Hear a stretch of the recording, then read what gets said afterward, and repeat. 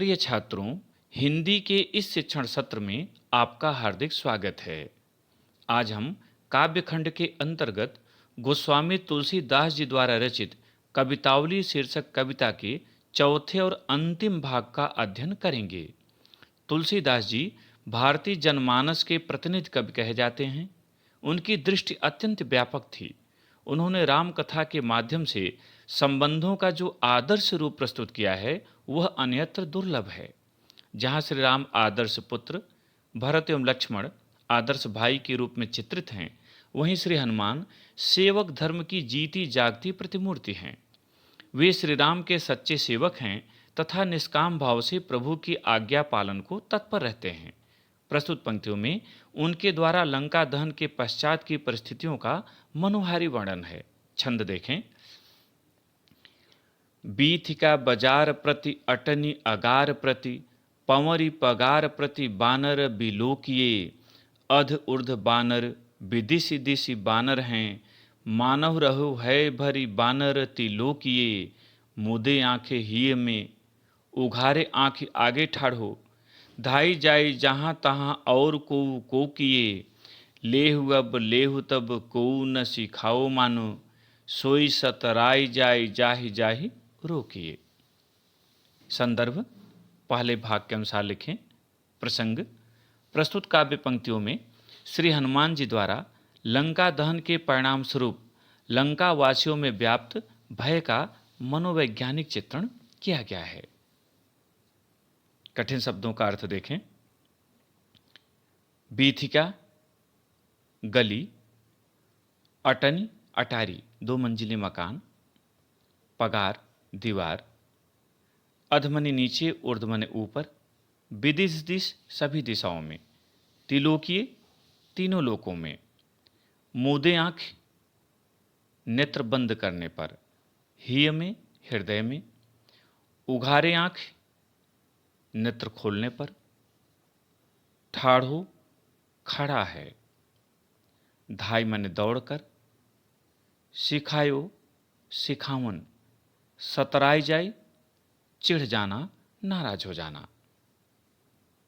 व्याख्या देखें।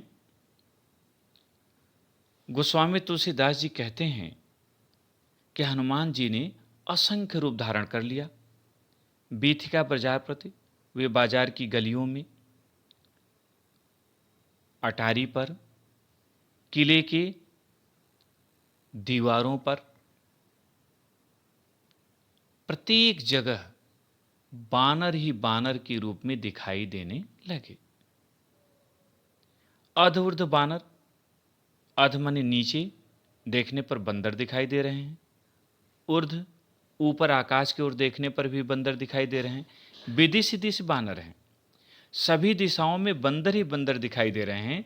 मानव रहे है भरी बानर तिलोकी, ऐसा लगता है मानो तीनों लोकों में बंदर ही बंदर भरे हुए हैं। मूदे आंख ही में, जब लंकावासी भय से व्याकुल होकर अपने नेत्र बंद करते हैं तो उनके हृदय में बंदर के दर्शन होते हैं।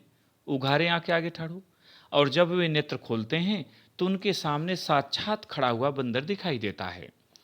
धाई जाए जहां तहां और कोई कोकी, वे जहां भी दौड़कर जाते हैं वहीं उन्हें बंदर दिखाई पड़ते हैं।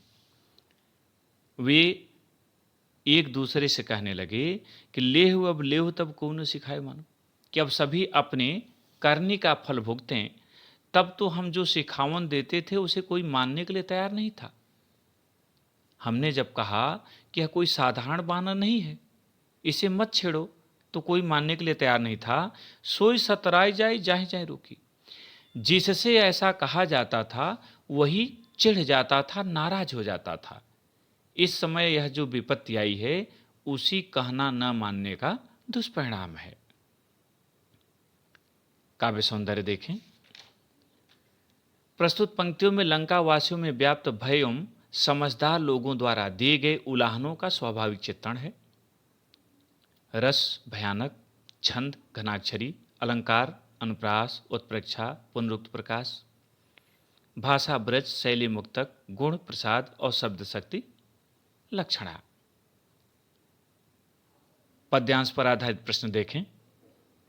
पहला प्रश्न, प्रस्तुत पद्यांश का शीर्षक तथा कवि का नाम लिखिए। उत्तर, प्रस्तुत पद्यांश का शीर्षक कवितावली तथा कवि का नाम गोस्वामी तुलसीदास है। दूसरा प्रश्न, रेखांकित अंश की व्याख्या कीजिए। और यहाँ रेखांकित अंश है, लेहु अब लेहु तब को न सिखाओ मानो, सोई सतराय जाय जाहि जाहि रोकी। उत्तर, गोस्वामी तुलसीदास जी कहते हैं कि श्री हनुमान जी द्वारा लंका दहन के पश्चात असंख्य रूप धारण करना लंका वासियों में व्याकुलता का संचार कर गया। वे एक दूसरे से कहने लगे कि लो, अब अपने करनी का फल भुगतो। तब तो हमारा कहना किसी ने नहीं माना। हम जिस जिस को रोकते थे वही चिढ़ जाता था, नाराज हो जाता था। इस समय यह जो विपत्ति आई है, उसी कहना न मानने का दुष्परिणाम है। तीसरा प्रश्न, तीनों लोक किससे भर गए हैं? उत्तर, लंका वासियों का नगर की गलियों, बाजारों, घरों, अटारियों अर्थात सभी जगह बंदर ही बंदर दिखाई दे रहे हैं। उन्हें देखकर ऐसा लगता है मानो तीनों लोग बानरों से भर गए हैं, बंदरों से भर गए हैं। चौथा प्रश्न, वानर के प्रति लंका वासियों में व्याप्त भय का वर्णन कीजिए। उत्तर, वानर के प्रति लंका वासियों में व्याप्त भय की स्थिति यह है कि जब वे आंख बंद करते हैं तो उनके हृदय में और आंख खोलने पर सामने बानर खड़ा दिखाई देता है। वे दौड़कर जहां जहां जाते हैं उन्हें वहीं बंदर के दर्शन होते हैं। अंतिम पांचवा प्रश्न, मानव रहे हुए भरी बानर तिलों की पंक्ति में कौन सा अलंकार है? उत्तर, मानव रहे हुए भरी बानर तिलों की पंक्ति में उत्प्रेक्षा अलंकार है, क्योंकि उत्प्रेक्षा की पहचान है जनु जानो जानहु, मनु मानो मानहु।